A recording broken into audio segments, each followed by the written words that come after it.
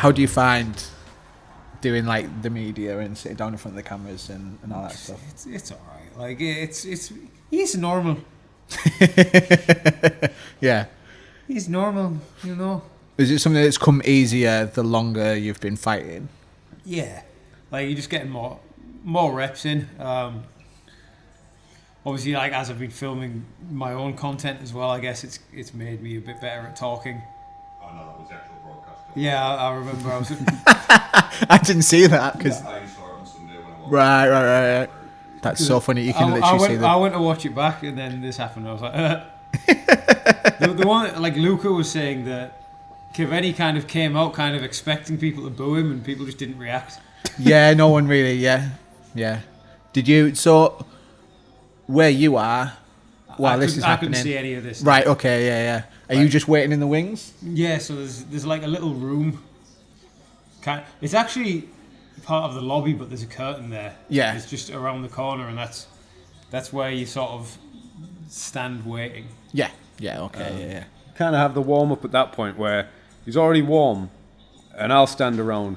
And if Harry just kind of puts his gloves up and walks towards me, you know, he won't go constantly, but if he puts his gloves up and walks towards me, we'll have this little tech play for 20, 30 seconds and stop.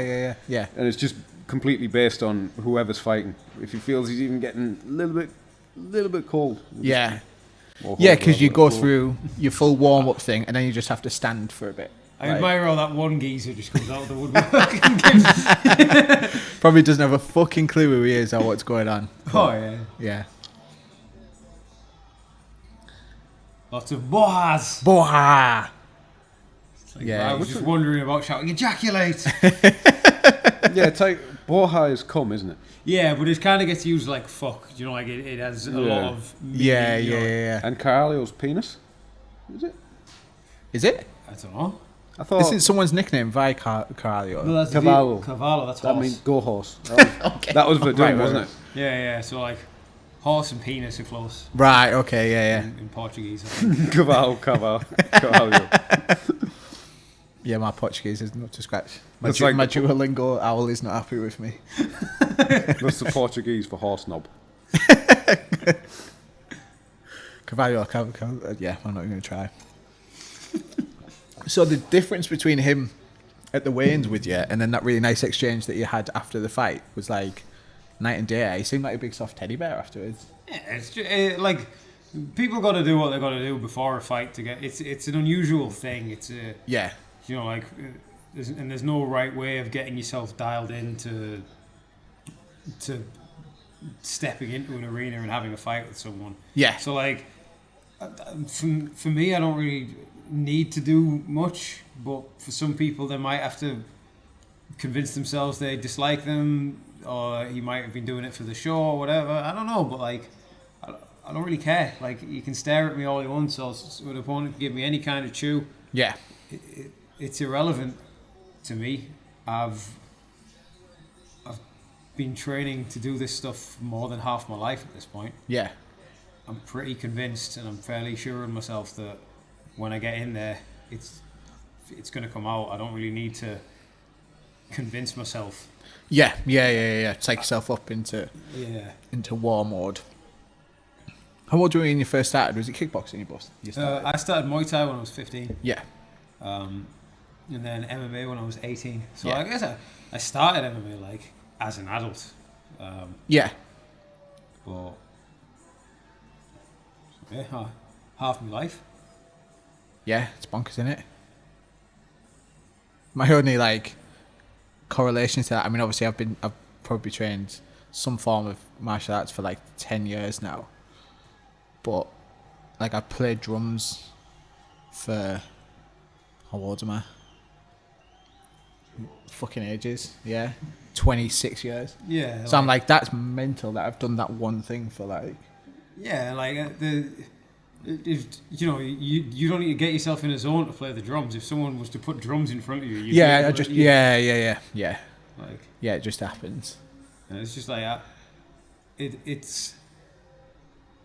I've had that many fights and that many experiences now where like I can just enjoy this stuff as it's happening. Yeah. Like, obviously, it was a little bit different with this opponent as opposed to Prince because this opponent had like devastating like fight finishing power that you've got to like keep in the back of your head. But I don't know, I was having fun. Like at this point, before I started walking, and I was just singing some Spandau Ballet in front of a crowd, I thought, oh, is this what doing a concert feels like? Yeah, maybe. Yeah. But I didn't really have like. Obviously, when I ate the Devil Trigger, I had a point that I was trying to time getting into the cage with. Yeah. You know, like, yeah. but I didn't have that stress this time, so that was nice. Yeah. Why Spandau Ballet? Just because you've already got the belt and it's gold, it's a nice song to sing. It's a good song to sing. I've been wanting to enter to it for years. Like I do really like it as a song. Yeah. And then I was kind of umming and ahhing. Tempest by Deftones was floating around as an entrance song. Good song. Yeah. Producer Tom liked that one. Well, it's just it was also kind of because of the Nick Diaz fight with Vicente Luque was booked, and I was kind of reminiscing about how much of an influence Nick Diaz's Strikeforce title run had on me. Yeah. And I was a bit sad that he seemed to be losing his shit, and that Vicente Luque was almost certainly going to chin him. But then I thought, nah, Tempest, as good a song as it is a bit downery. And I'm yeah. And no one will know what it is. Whereas just walking out to this and you had like an arena singing it because everyone fucking knows this song. Yeah. It was a good moment in my life. There's like an endless conversation. I don't know if it happens in your gym, but in our gym, in other gyms that I train at, where everyone goes, "What would your walkout song be? What would your walkout song be?" And you just have like endless discussions. And I've gone from like, I guess when I was more seriously thinking about like even just like fighting smokers in Muay Thai with Longy or whatever, from like death metal to now I'm like, it'd just be something fun, like, cause like, yeah, why, like even if you're thinking about the psychological effect on your opponent, like it's almost like it'd be more terrifying for like, you know, when fucking the Aussie guy comes out to Barbie Girl, and you're like, that you genuinely must not give a fuck, and that's even scarier than like somebody trying to come out to something intimidating, if that makes sense. Yeah, like, you know, I never actually really think about the sort of effect it'll have on an opponent. It's just, for me, if I typically will decide what song I'm entering to kind of close to the fight, and it's just if it has a certain vibe or feeling to it. Yeah. Like you make your decision on what you enter to a lot further out. Well, I had Heartbreaker for a long time, and the full Cage Warriors run to the title and the first two defenses. Yeah. That was Heartbreaker by Pat Benatar. It wasn't any complicated reason. It was just, I watched the film Nobody with Bob Odenkirk, where it's kind of like a John Wick style film. Yeah. And there's a car chase on it, and he puts in a tape of Pat Benatar Heartbreaker. That's the first time I heard it. And like, I watched that film like 2 weeks before the Truman fight, and I thought that's a good song. I'm gonna nick it. And then it just stuck. It gave me the fight mode. Yeah. After the Jawbreak and the Return, My Sacrifice by Creed was obvious choice. Just starts. Yeah. Oh, my friend, we'll meet again. I don't know what I'm gonna do for the next one. I think I might just go back to Heartbreaker, but slowed and reverbed, because I've been listening to slow reverb versions of everything. The slowed and reverb version of "Please Don't Stop the Music" by Rihanna's a good one. Oh yeah. Please don't stop the. Kind of gets. What is Love? The slowed and reverb's obviously the classic. That's because they all different bodybuilders get randomly given a different theme tune for TikTok audios. Yeah. It's like Mike O'Hearn, they always put as the "What Is Love." Yeah. Kevin Levrone, you'd have "Don't Stop the Music." I don't think any of them decided for that. It's just the way TikTok audios work. Yeah. That bodybuilder gets that song. Yeah. There's points. There's like levels of popularity where they don't. The audience decides. You know what I mean? So, yeah, I was surprised that you went away from Heartbreaker and back to, and then went to. I wasn't surprised that you went to Creed, but I thought that was it. That was just your walkout song now, just Pat Benatar. But it just made sense. Yeah. I mean, yeah, perfect sense. You even in the walkout did the Scott Stapp hands. Well, I think I'm coming up onto my Creed anniversary. I'll be able to pinpoint the date. Because please explain. So me and Harry, for some reason we were talking about butt rock, you know, the genre that them and Nickelback tend to get boxed into. This was last year, and we think, we'll put this on ironically in the car, and we're like, this is really good. It's a banger. And then I had a phase of about 2 months. The only music I listened to was the This Is Creed playlist on Spotify in the exact order of it. The thing is, as well, the main reason I think we sort of Creed was on our mind at all is because one of the Uber drivers, when we were in Vegas for Contender Series, he didn't have like an audio player. He had like his laptop open, Right. with the music video for One Last Breath playing on his laptop in the middle, in the center console of his car. And then what did he put on after it? He put on Hero, Chad Kroger. He was just... He was the butt rockiest guy. Oh. So what's going through your mind here? Anything? I mean, like, again, could appreciate that it was a pretty cool moment. Just, I can't actually remember what specifically, but I was just reminding myself of things. Yeah. I think probably just like, trigger, do this fake, Yeah. Okay. Yeah. be ready to grab if you need to. Did you expect his first strike to be a Superman punch? I mean, I was actually He throws it a lot, doesn't he? Like, I was kind of glad it was that early because, like, he typically catches people really off guard right. by going like quite swingy and wild, and then he'll bip a Superman punch down the middle. Yeah. But I think where I'd pressured him, it's sort of like I forced it out of him early. Yeah. And he didn't particularly have it lined up the best. Yeah. It did hit my shoulder, I think, and I had a big fucking bruise on my shoulder. No way. Like the next day, I was just discovering all kinds of bruises. Yeah. And I was like, pretty much any of these was from the first round. Yeah. Because, I mean, we'll get to the second round, obviously, but I don't think he landed anything in the second round. Not really, no. So, like, just kind of came out orthodox, did a little switch to southpaw, and then he switched with... He was going orthodox a bit more than I thought he would, but... Yeah. Yeah, because you took a step, like a southpaw, a couple of steps there, and then obviously switched back to orthodox. Are you orthodox mainly, but you can switch between both? Yeah, I'm sort of... I am kind of both now. Yeah. That front kick came, or whatever it was. I remember it coming near my face. Yeah. There's the temptation in fights to sort of panic when stuff he nearly hits, where you're like, oh God, if that had hit me, that would have been terrible. But then you're just like, well, it didn't hit me. Yeah, keep going. Yeah. That hurt. Like, he was really good with his timing when I was throwing my right kick of just blasting his left kick underneath. Yeah. And there's the Superman punch. Yeah. And the body shot he throws afterwards is actually pretty painful. And then I think he must have felt it land well because he started going for my body with these kicks and these punches. Yeah, it was like a cat scratch, wasn't it? The old Benavidez body overhand. Yeah, like, I kind of stumble a bit. I I was going to say, I didn't get like flashed and dropped there. I do remember I was compass mentis while that was happening, but it was the punch slightly earlier where he went body head was probably the worst one I took all fight. Like, I did get a bit of a flash and my vision went ever so slightly funny, but just kind of remained composed, managed to pick my spot to catch the kick. I was wanting to tie up with him. Yeah. And when I grabbed him and pushed him into the fence, in this early going, he felt fucking strong, man. Yeah. He looks it. He's fucking... I was buzzing when he started to swing these big right hands into the body. Cause I'm like, you're not... That distance, you're not going to like stop someone with a right hand to the body there, but he was using a lot of energy to do it. Yeah. Rich Mitchell wants me for grabbing the glove, but I didn't actually grab into the glove. I was just sort of like whizzering as hard as I can on his left hand so he couldn't crack me with anything on the break. Right. Again, just twitching at him. He starts grabbing at his balls for some reason, so I grab at my balls and hit him, and then he starts doing this whoa, and then obviously he had the last laugh because he kicked my leg out from under me and I fell over. But like, whenever he did that, and I was like on the floor at all, I was like, fuck, I need to get up because I didn't want to be underneath him really. Yeah, of course, yeah. Like, he's got big power and good ground and pound. I just did not want to end up underneath him. Had you seen any of his grappling exchanges? Like, yeah, we found one of his old fights where it was someone filming their TV screen and there was like a kid crying in the background.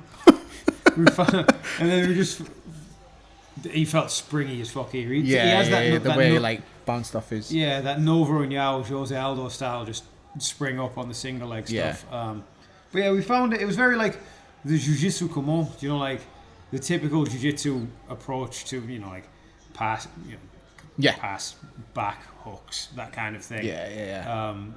That was a shoulder punch there. Yeah, it is in the shoulder again. Again, these weren't landing super. That one landed all right. Yeah. But again, just taking the second, letting him reach, and then just grabbing on the back of his head. Just doing what I could to keep him working without putting myself in too much danger. Because I had to keep the pace of the fight high. Like, this was probably the highest paced fight he'd ever been in at this point. Yeah. And yeah, I mean, they're all landing flush. You can see when he's on the back foot, I mean, already he's winging punches at you, you know what I mean? Yeah, just had him lashing out. I wanted him to be like sort of uncomfortable and not setting his work up. So the more I could have him lashing out, like, and he was kind of giving it away a lot in his breathing, and like he started like growling as he was punching. He was like, "Arr, arr." Right. There's a lot of times where he's swinging a big wide hook. Yeah. And Harry's not throwing the biggest straight punch ever, whether it's the jab or a cross, but as he hits the straight punch, it like angles Kaveni's head up, and then his winging punch, like, it goes upwards, it flies over Harry's head. Yeah. If that makes sense. He gets his chin knocked back, and then the swing goes more towards the sky. I think he's one of the few good punches. That was a decent shot. Yeah. It was a bit of a lazy low kick for me. I think but then I'd kind of drop him with a scuffing shot here. Yeah. Like my I think as I throw it, my wrist kind of hits him Just behind the ear sort of thing. and just Yeah, even we were when going he was- fucking bananas because we thought you dropped him. Oh, my ankle gave out a bit there. I twisted my ankle really bad in training. And it just went weak, and it was quite numb for the next like minute or two. What a time for that to happen. It is what it is. Yeah. Just getting elbow. Just getting him to spend a bit of energy in the clinch there. But yeah, even when his stance was like breaking a bit when his back was against the fence, he did just feel like he had this force field around him of danger. Yeah. Because it can come at any moment. And that's what I was saying to George while you were upstairs earlier. We were chatting about this fight where he finished someone in the fourth round. Because other fights you'd see him disappear and in like second and third round like completely gas out, but to then know he's still maybe got it in the tank in the fourth round, it can be a bit He had that terrifying kind of prospect. The Romero thing. Yeah. Where he'd be able to find a rest somewhere and just get enough explosion back where he was always dangerous. He was always a threat. Yeah. But that's fun, right? It's Yeah. keeps it interesting. Kept me on my toes. I laughed at your TikTok that you posted on Sunday morning, where you were like kind of bleary-eyed, came round, and your first thought was like, "Oh fuck, I've got to fight this guy," and then you're like, "Oh no." Actually, I did that last night. Yeah, yeah. But you get so like focused on your goal every day that like you turned it into a habit almost. Yeah, and then especially there was just because his method of victory would have been putting me unconscious. You know, like Yeah, of course, yeah. Which isn't nice for anybody. Yeah. So I had to just be dead careful with that, and like took the threat really seriously. Yeah. Prepared very thoroughly. This is where I get that little scoop and hit him with that left hook. Yeah.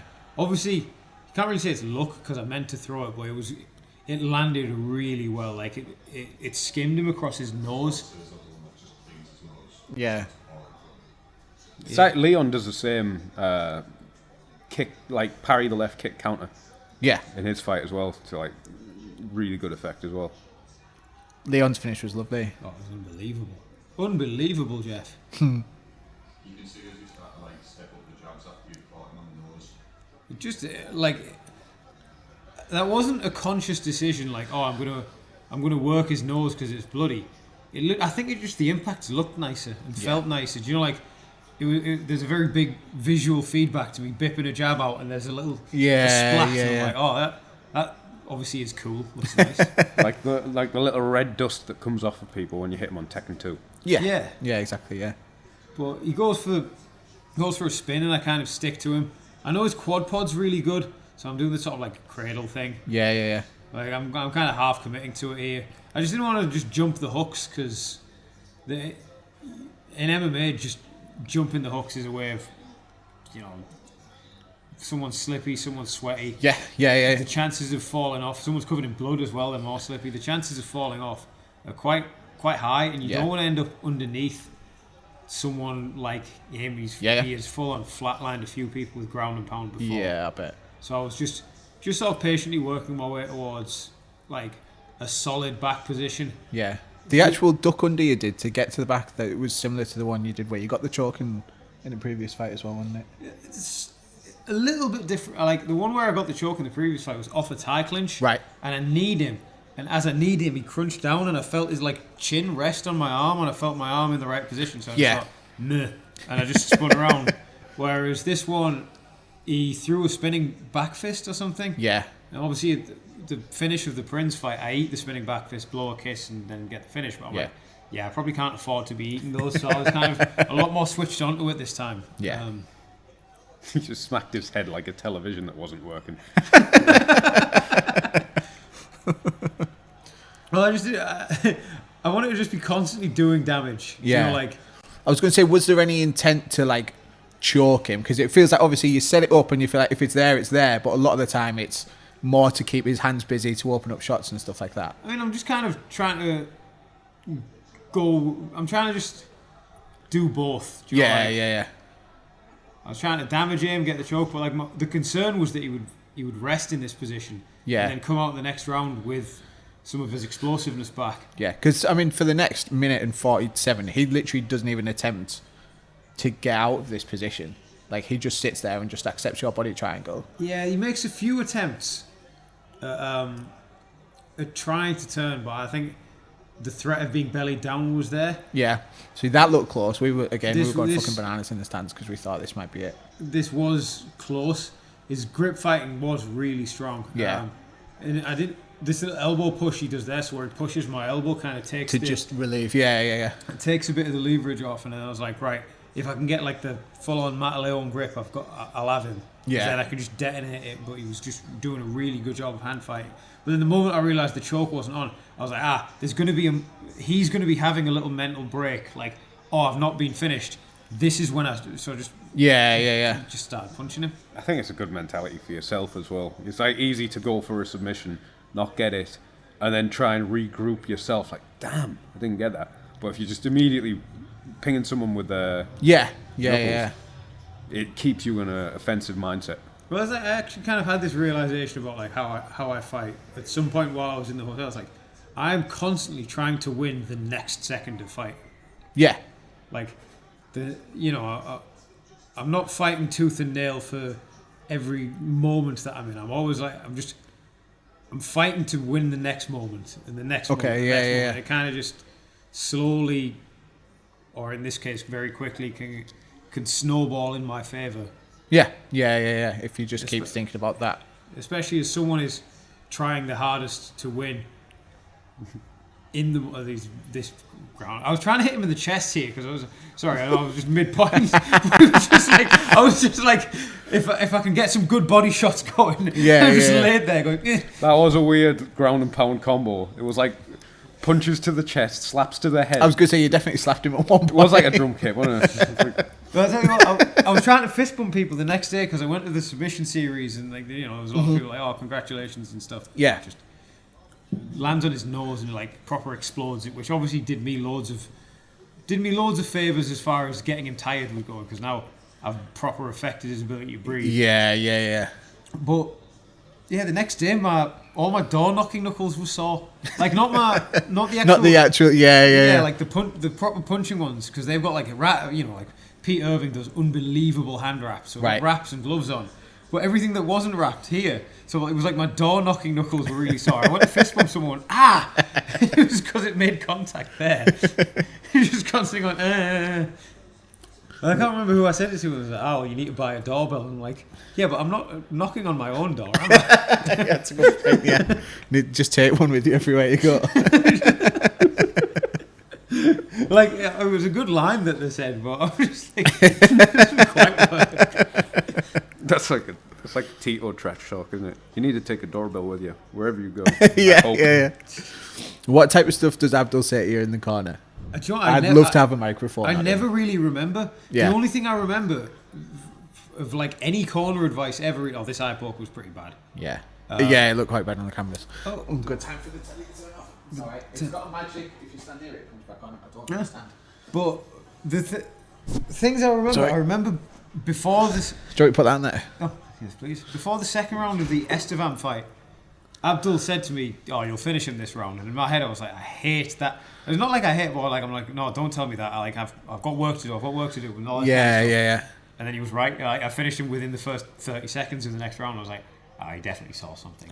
Like Abdul, Yeah. he just has that eye. Do you know, like it does. Obviously, because English is his second language, it doesn't sound the most. It sounds the most. Ooh, this is technical, super intelligent stuff. But like, he's just got the eyes for it. Like, remember in the the Flamini's Flamini's fight.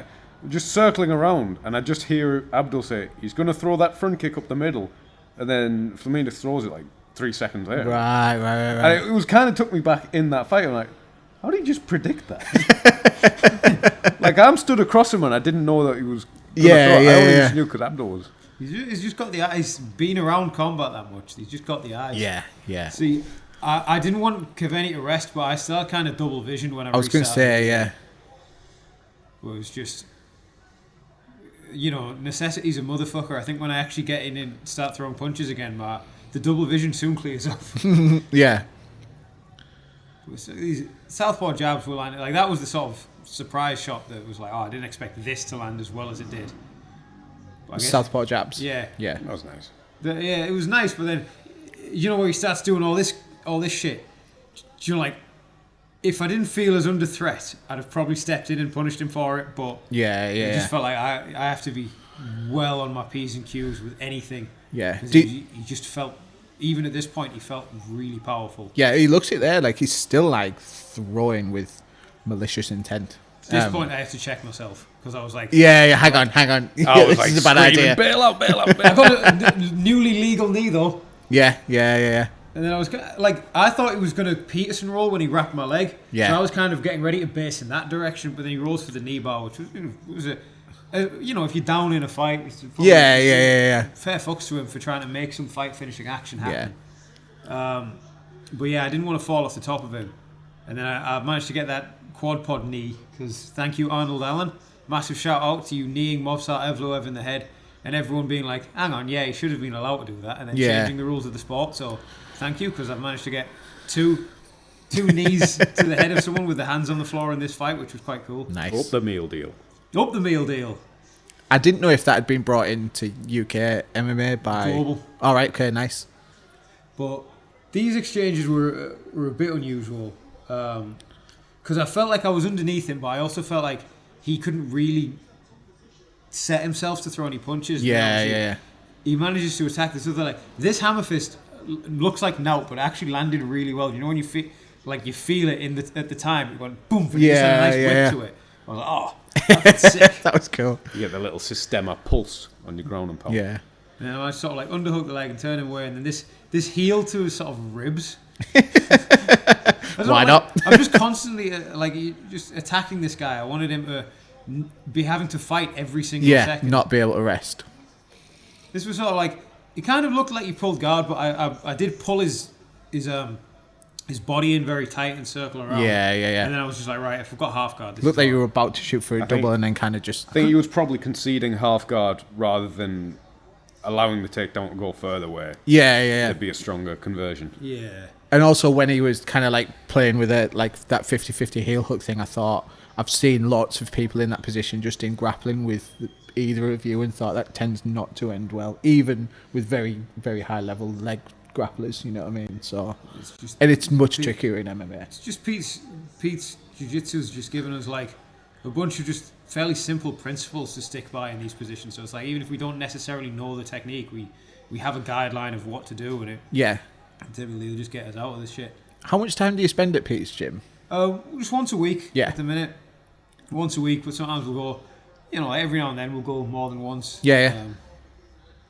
Now, something really unusual is going to happen in a second. When he starts putting his hand on my face here, he's like pinching my lips together. I don't know if he was doing it on purpose. I don't know if he was just kind of panicking. But he's like pinching my lips. So I'm going, Someone should do that at your post-fight interviews, because they take about an hour. It's like when Harry goes back to do the interviews in Cage Warriors, it's like, it's like the Harry Hardwick experience. Yeah, Yeah. 5, 6, 7, 8 people who have however many people doing interviews, and it takes all night. Yeah, so that Edith LaBelle, that was like 7 or 8 minutes, wasn't it? It was. Yeah. I mean, but half of that was me singing Spandau Ballet. Yeah, that'll take a good 3.5 minutes. Yeah. Do you know what I was wounded about it? Because like I held the mic too close, so it went all crackly. Yeah. You met Greg, my cousin. Yeah. He was sat there afterwards and like Greg will never compliment me. And when we left, he was like, "That was surprisingly good." Getting some slaps going on. Oh, look at this failed attempt at a GSP chest butt. I need to make a meme of me doing that and like you, and then GSP doing it. The guy she tells you not to worry about. Some of these land really well. I was going to say, yeah. I mean, slightly another 30 seconds or something, you might have. We need to make a ground Close to the pound end. meme as well. Yeah, George, the ground and pound I've got in fights that hasn't forced a ref to step in. And then the ground and pound George has got. And refs, whoa, fucking hell. Dangerous. Sure, it's just dawned on me. Freed from Desire played in the round break before I got the finish in the Orlando fight. Freed from Desire playing here. There's a couple of spooky things between your two fights, wasn't there? This year. Yeah. Because there was... The Nathan Rose fight was like the 23rd of November fight as well. Yeah, sorry, yeah, that was it. Yeah. But like there was a few others. It was almost like the title fight in May was a dress rehearsal for this, because obviously, no disrespect to Orlando, but he's not as tough an opponent as Keveni. Yeah, and it was a short notice fight for... I mean, Orlando was in fight camp, to be fair. He was preparing to fight Millard. Right. But like, and then there was obviously Joe fought earlier on that card, so it was like I got a practice run of having a main event fight in this arena and having a very close teammate fighting earlier. Yeah. And then Joe gets a first round finish in May. Leon gets a first round finish tonight. Yeah. I mean, not tonight, for the other night. Yeah. Saturday night. Saturday night is all right for fighting. I think Nickelback have a song about that. I knew, like, these were the rounds I was really wanting to ramp it up as well. Like, I had so much in the tank these rounds. Like, I had so much left. I feel like we were going to start to get, like, the first round of the aimable fight. I felt like that sort of energy and that kind of round was coming. Nice. But obviously didn't need to happen. Yeah. You said you could have ramped it up even though you were already ramping it up. I was in the process of ramping, but I was nowhere near the pinnacle of the ramp. Yeah. This little quad pod knee's cheeky. Bop. Yeah, nice. Little cheeky one. My one regret, or like the one thing I don't like, is obviously this elbow and this left hook are nice. But then I'm kind of throwing my setup shots here. Yeah, and then Rich Mitchell stops and then it. it finishes it. I think it's the way he looks. Yeah. Like, he looks directly at Rich Mitchell, which, as a ref, you're immediately like, he's not defending himself. So when we were watching it, it was almost like we were like almost like what happened, because you're almost kind of like looking for like the one punch. Do you know what I mean? And we're like, obviously he'd won and the ref seen it, and then I watched this the next day, and then I saw the referee, because before obviously he stops the fight for like 30 seconds before that or whatever, he's saying to him, put your hands up, fight back, put your hands up, fight back, and he's just not doing it. Like, just Luca Parker comes up to me there, first one of them to hug me. I remember saying to him, that'll be you one day, because that kid's it will. Yeah. Was he 3-0? 3-0, 16 years old. Yeah. Pretty gangster. Yeah. The thing is, he's the first of like a bunch of these lads here that have surrounded me are like lads from the gym. Like Zach, I'm sure I've seen it. I mean, obviously there's a Zanyard, there's a Mo, there's a Yad. Like Luca is the first one out of the blocks of a wave of absolute monsters we have at the gym. Nice. Who are all going to be battering us in like 3 years. So Luca used to do, I don't see him as much anymore, but he do bits of Jiu Jitsu at Stealth as well. And he was a hard round like 2 years ago, you know, like 14. I'm 36, like, you know what I mean? And I was like, Jesus Christ, like I could, even then I was like, he's a hard Jiu Jitsu round, so. I mean, he's obviously competed in Jiu Jitsu a fair bit, had a lot of boxing fights. Yeah. Had a couple of boxing fights and is now just fully committed to this. But I think he kind of throw. So like, Yeah, do you call this is that? the same corner that I stopped Orlando in, He's literally and he looking at throws the a ref spinning there. fist Yeah. just before the stoppage. Right, It's like right. it really was a dress rehearsal. Fucking hell, living in a simulation. But Just a video game. I innit? just wish Rich Mitchell had given it another second.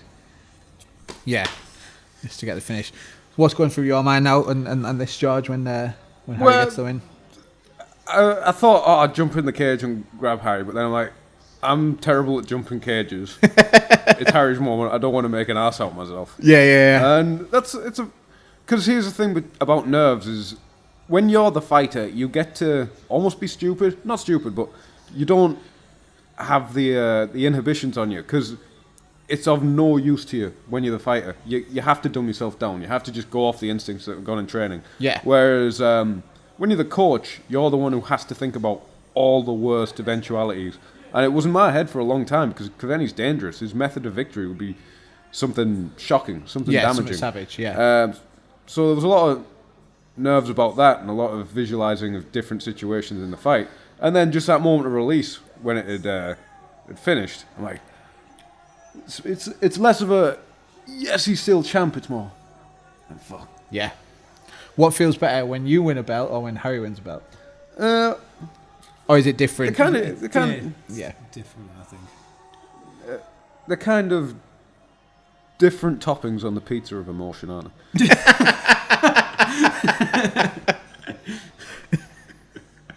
That's getting clipped out. Yeah, I like. That is the best way to put it. Yeah. I was gonna try No, and you're right. explain Yeah, it, but no. that it's yeah, fair enough.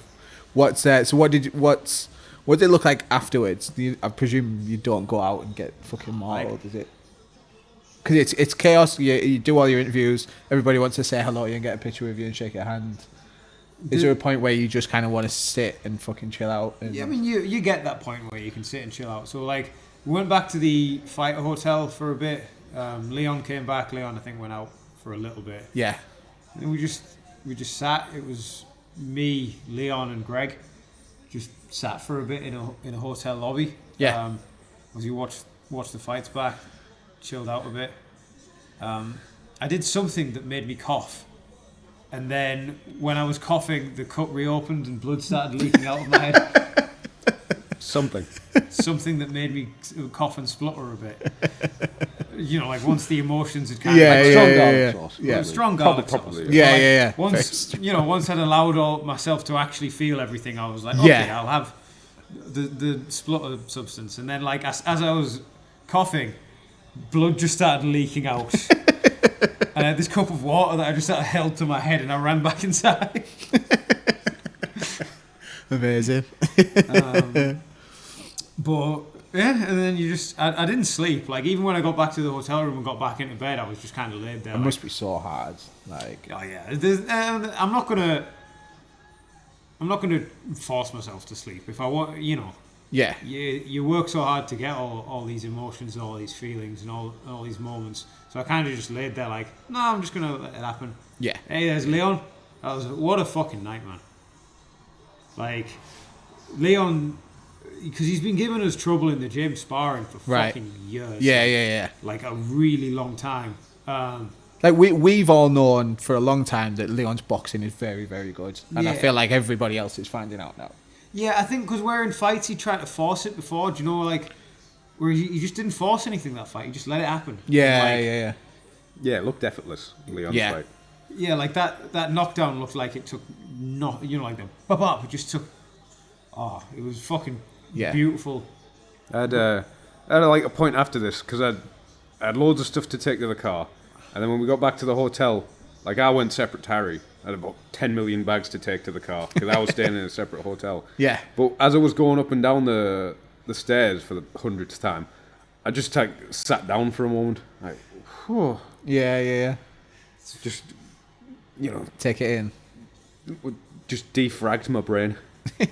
Yeah. It's like it is fucking mint. Like, obviously, we're so lucky and happy to just have the people and the environment we have Yeah. at MFA, and then So that's just our everyday existence, and that feeds into these big moments and events and memories. So like, it's just this really great thing where both things that we really love kind of feed into one another. Yeah. No, there's some in the water MFA at the minute. Like, that was our 16th win in a row. Really? Yeah. Fucking hell. Yeah, nice. Across amateur and professional, so Yeah. fuck. And you know, like, lovely. Yeah. everyone who has fought out of MFA this year has had stuff to overcome in the fights as well. It's not as if we've just been like matching people up against whoppers. Like, Yeah. you And know, they've like, just been walking Luke through had a it. triangle of escaping it. You know, like got locked into a triangle in a fight. Right. George got foot swept. Yeah. I got fucking swung at. Yeah. Leon had a tough one. Joe Those had a leg tough kicks. one. Yeah. Mustafa Hanif had a tough one. Rachel's had a tough one. Like, everyone who's fought out of the gym this year has had shit to overcome, but has just generally just... They've just done it. Yeah. Like, I would give this big list of different things people have to fight through, and you're just like, oh, George got his foot swept. No, yeah, but like to me, it was a legit to foot me, swing, that to was be like fair. a serious bit of like a heart sink moment in the corner, because like, right, we're underneath this guy. Well, while he's fresh, mongy, and you're both dry. Yeah, So like, yeah. I kind of maybe said it quite casually there, but like for me it was like, oh fuck, the one thing we didn't want was to be underneath Yorga early on. Yeah, we were underneath Yorga early on. Yeah. Well, that escalated quickly. Yorga foot swept the guy. I've been meaning to talk to you about that. You should lay low. Do you know what? Find a place to stay. The meme that circles around a lot, but I've seen it this morning, is like, do you remember a time before memes where men would just sit around quoting Anchorman to one another? Yeah. I remember it fondly. It's like when when he was first going to San Diego, I'm just busting out all these Anchorman quotes, and he's got no frame of reference on it. Like, Is he far too young? I'm like, oh, a whale's vagina. You're going to a whale's vagina. He's just like, eh? And then it was like, when we were there, I started quoting Anchorman to Jake Baraka, the guy who owns Studio 540. Okay, yeah. He owns Jiu Jitsu coach out there. And like, he was like, I was like, do you like Anchorman, or do you get offended? Because like, people in Kazakhstan hate Borat. Yeah. But, like, So what the Californians do people in think of- San Diego think of Anchorman? He was like, yeah, I fucking love it, bro. We all love Anchorman out here. Yeah, just wear it. Because I had like an old bear hug shirt with all the Anchorman Oh, yeah, people I know which one screaming you on mean. it. Yeah. He was like, yeah, fucking wear it. People love that shit, bro. Love it. Yeah, Jake and Mark are some fucking... They are like... Because obviously we were... That gym's legit. Like Studio 540 is a Yeah, great yeah, gym. and like the MMA Fight Academy. Do you know, like when we sent Leon out there, there is always going to be concern when you send one of your students, like especially like Leon, who's like fucking family to us. Yeah. Somewhere else, you're like, oh fuck, is this in his best interest? Yeah. But like those two guys really like genuinely care and give. And Chris Carl. Nice. And Yeah. Chris Carley, yeah, obviously he's Good. not there all the time. Right. But like you again, another one who just like they all.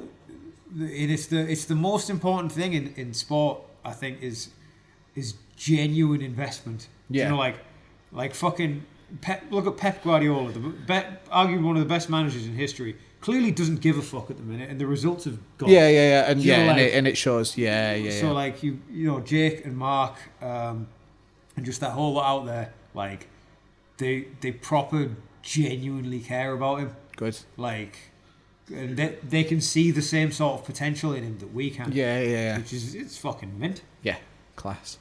So so this obviously it's very fresh. Like we're Thursday, and the fight was on Saturday. Do you have any conversations with like managers and stuff like that this week, or do they just leave you the fuck alone until something comes up, or like say like next week actually we're having chats with people, or I ain't talked to nobody. Yeah. I've spoke to Ian Dean a bit immediately after the fight. He just came up to me and said how much were you hating me in that first round.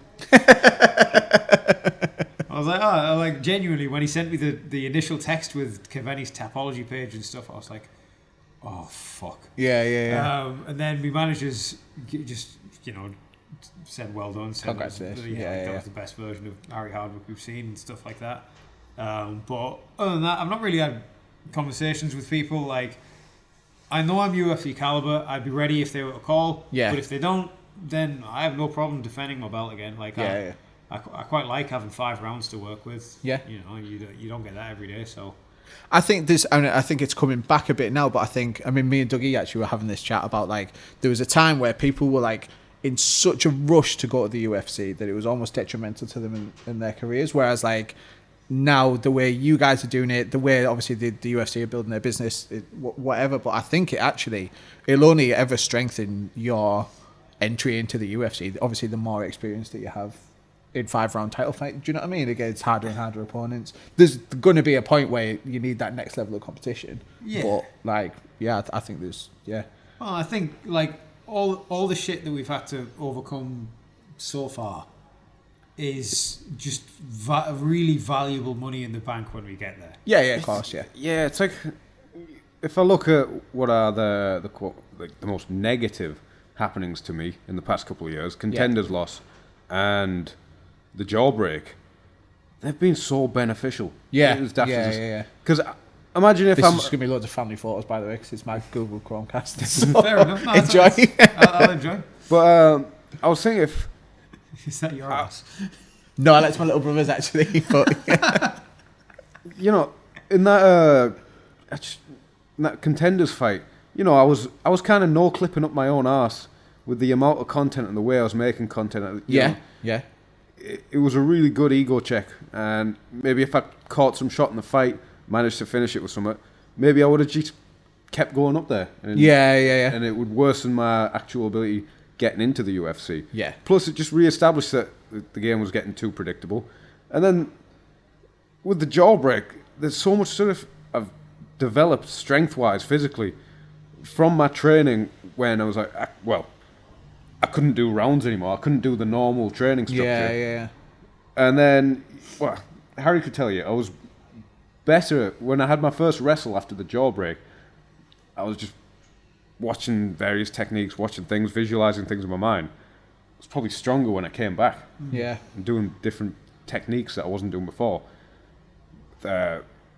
With training methods, I kind of used having to think outside the box because my jaw was injured. Yeah. I'm in a much better position now. Nice. Good shit. Anything in the pipeline for you, George? Anything you can talk about? So they've just announced all the shows for March. Yeah. I don't know. No Riverside Stadium on there, by the way. Yeah. I have. That would be fucking unbelievable. I don't think Graham was sold on the idea. Yeah. No, that's right. Yeah. But they've announced the shows. I just want March.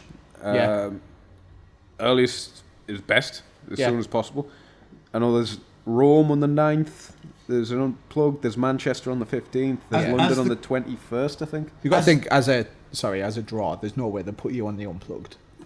No, Yeah. But as a corner man who can eat what he wants, Rome would be a nice one for George. Rome would be wonderful. Yeah. That would be majestic. Be a nice excuse for me to have a holiday at Rome. So yeah. But I feel like Manchester's probably the more likely. However, Yeah. it would be nice to go to Rome, but it is what it is. Yeah. I think I'll probably, unless at short notice UFC comes up, I probably won't be fighting in March. I'm going to have a bit of time to just invest in a bit more like physical development stuff. Yeah. What's after the April ones? Glasgow and something else. Yeah. Dublin. Glasgow. Yeah. And Dublin. Oh, that's sick. And then I feel like this is based entirely upon no insider information or anything. This is entirely me just with a hunch. I feel like they'll be back in Newcastle in May just because that's kind of like... That's kind of when they have done it. Yeah. And it always does well. Obviously, the shows sell very well. Yeah. So, yeah. Crowd, it's just good moments and that. So, Yeah. fuck knows. Nice. Good stuff. Well done on that. Thank you very much for your time, chaps. I really appreciate you coming into dropping into the studio. It's a garage, but yeah. Hey. It's all good in the proverbial hood. Do you want to shout out any of your sponsors? Yeah, let's give the shout out to the sponsors. Big up to J-Max Scaffolding and Lou McCarthy. He's our longest running sponsor and Our first sponsor. Yeah, our first sponsor. Yeah, what a guy. Done fucking loads for us and absolute G, proper legend of the Teesside area. Big up Manjaros because Palmos. Yep. They are a necessity in life. Big up Off the Ground, as I constantly require caffeine or else I'm miserable.